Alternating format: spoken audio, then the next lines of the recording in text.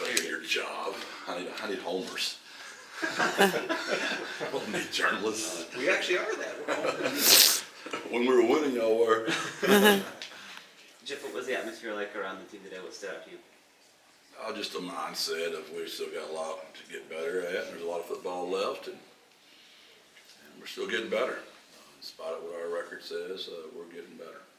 Yeah, I know you guys cleaned up a lot of the things you had talked about on Saturday. What are the ones that you're still looking at, or what's really under the microscope this week? I would just say just to still the attention to the detail. We're still not saying the P and ALTIES word. We're just trying to be as positive as possible and get those kids to take ownership in it, and maybe us quit, just beating them down so much about it. And I would say that just the details.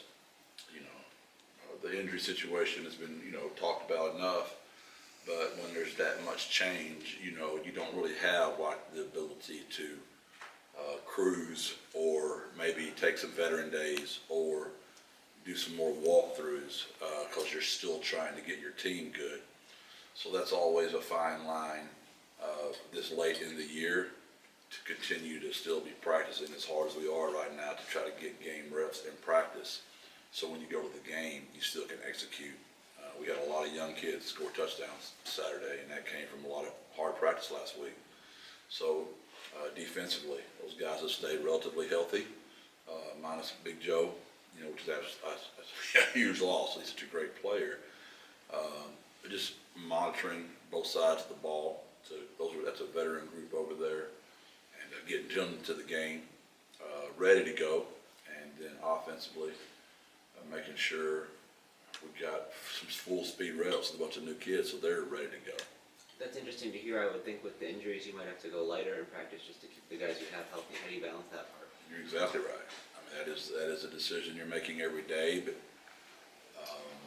if we don't, we won't be ready to play the game. So, yeah, we're pretty close to an injury or two away. I don't know what we would do, so you're holding your breath.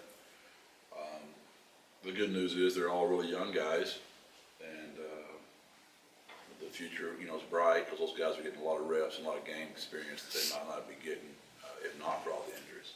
Are you starting to formulate some assistance, somebody to start looking at these injuries? Because these injuries seem to really be hitting this team so hard, especially midway through the season. And these are season-ending injuries. This isn't a couple of games that you're going to be out. Is there something that you could start to put your finger on that was like, why is this happening so much more to us than maybe it is to other programs around the country?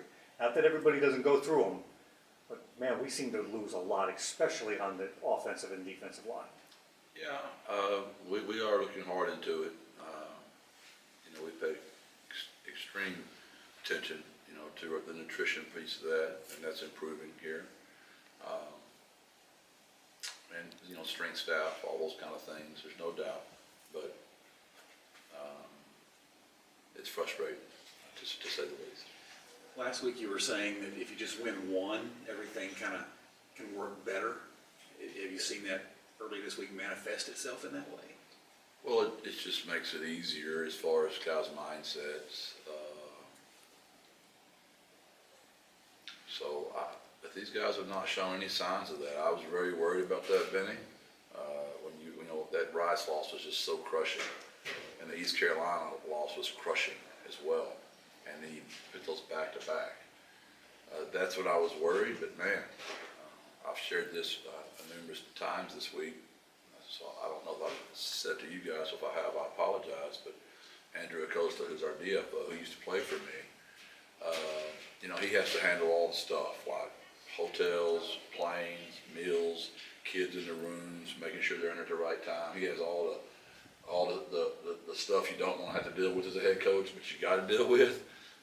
And he texted me, Saturday morning, and he just said that, Coach, last night was maybe the easiest night I've ever had as far as every kid was in their room on time. I didn't have to text anybody. I didn't have to call anybody.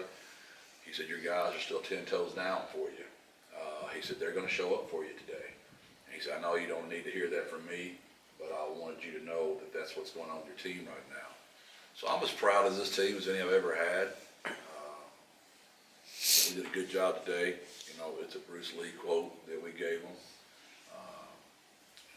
I don't know exactly how the quote went, but it's something like, you know, don't pray for an easy life, because you're not gonna have an easy life. Just pray that when it gets tough, you got the strength to get through it. Now, I know I just literally debauched that quote, but it's something like that. And I'm really proud of how, I've never had a team, as Greg pointed out last week, to go through this much this early in the year, and you pile on the injuries on top of the losing. They've handled it very well. What are the big things that stand out about Tulsa and what they do well that you have to prepare for? Kevin Wilson's a tough coach, and his kids play tough, man. They're physical, they're competitive, they're just tough. If you know Kevin, you'll know exactly what I'm talking about. I have a lot of respect for him. You know, he was at Oklahoma when I was at Gilmer, and they recruited a lot of our kids. So I know how he coaches and what he's about. And his kids are going to show up Saturday, and they're going to be physically tough. You're going to watch a team, you're going to go, dang, those guys get after you. So we know what we're in for Saturday.